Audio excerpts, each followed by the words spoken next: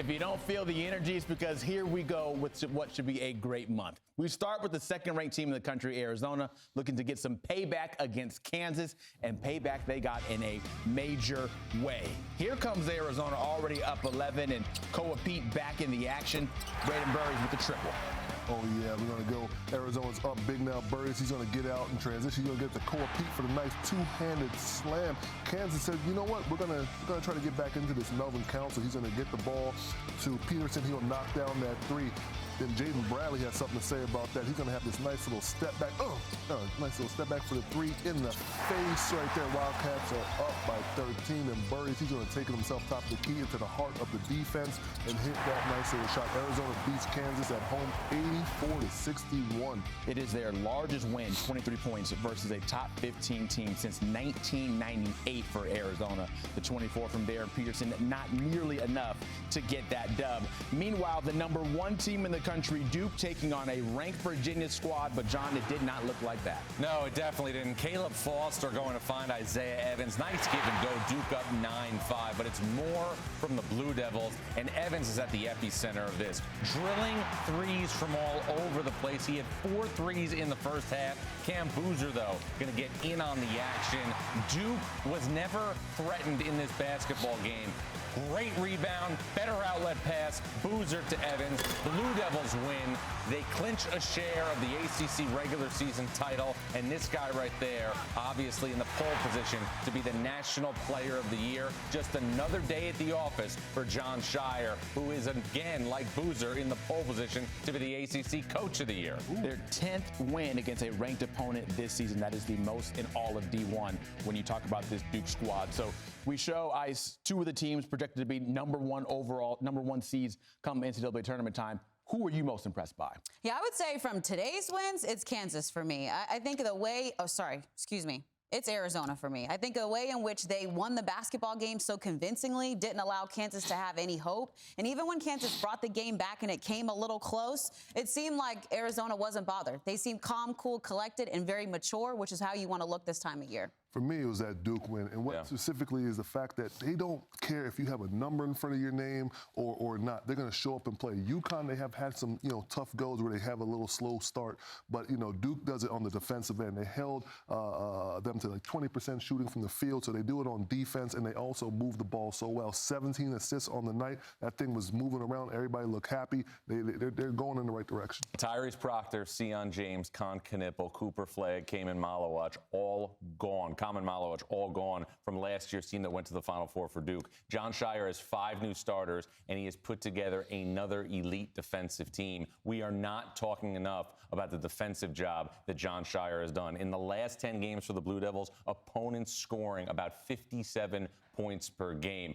Duke right now, again, in position to be the number 1 overall seed in the NCAA tournament. That means Greenville to Washington, D.C., but you guys know as well as I do, anything can happen during this month. Yes, this is March, and this is another number 1 team that potentially might have a big blow coming their way. That's Michigan, who did not play on Saturday, but had some major news that might shake up the entire tournament. The Wolverines losing LJ Cason for the remainder of the season with a torn ACL that he suffered on Friday against Illinois. How does this affect their title hopes, John? Well, it drastically changes the bench for Michigan. LJ Cason had separated himself as the best backup point guard in college basketball. I talked to Brad Underwood this week prior to Illinois' game against Michigan. He felt scouting Michigan that the Wolverines got significantly better offensively when Cason came into the game, and now the onus is going to be on Elliot Cadeau at point guard to perform consistently at a high level for this group to get to Indianapolis. It is very important that Elliot Cadeau does not get into foul trouble because he likes to get up in the defenders. He can be a little bit more aggressive, get some steals, get out on the fast break. So he's going to have to make sure his hands stay out of the cookie jar,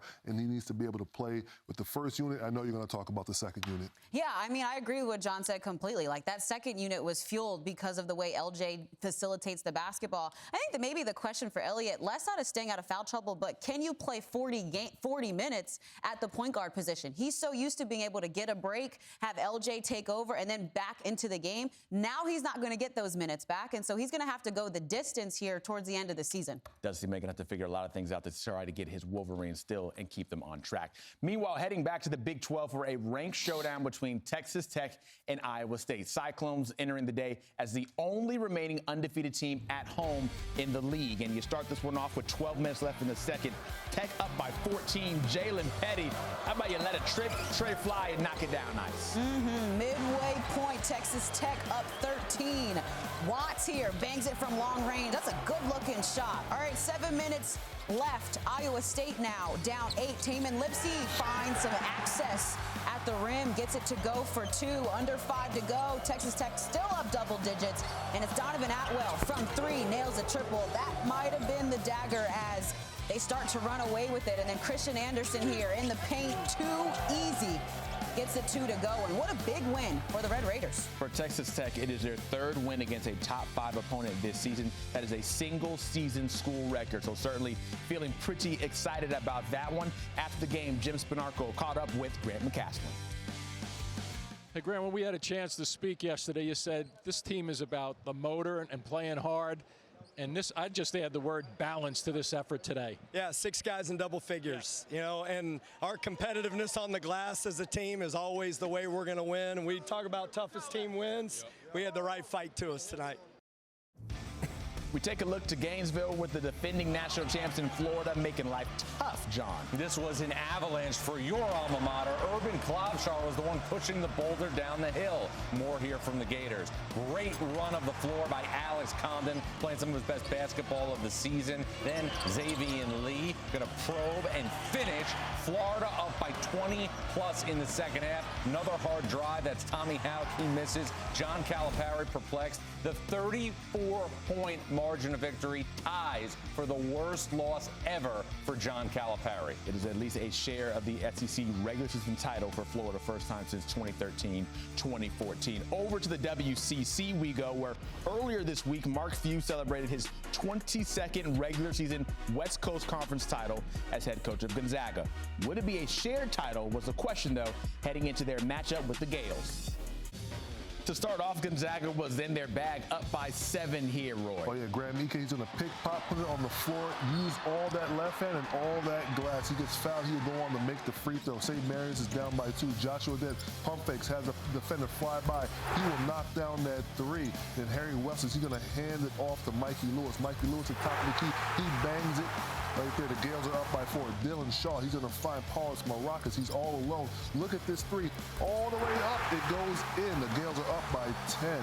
Then Mikey Lewis, he has a hot hand, slow closeout. He will knock it down. St. Mary's wins 70-59. Career high 31 points for Lewis as St. Mary's knocks down 16 triples, 48% from 3 as they give Gonzaga their first double-digit loss in conference play since 2022. St. Mary's winning at least a share of the WCC regular title for the 4th straight season.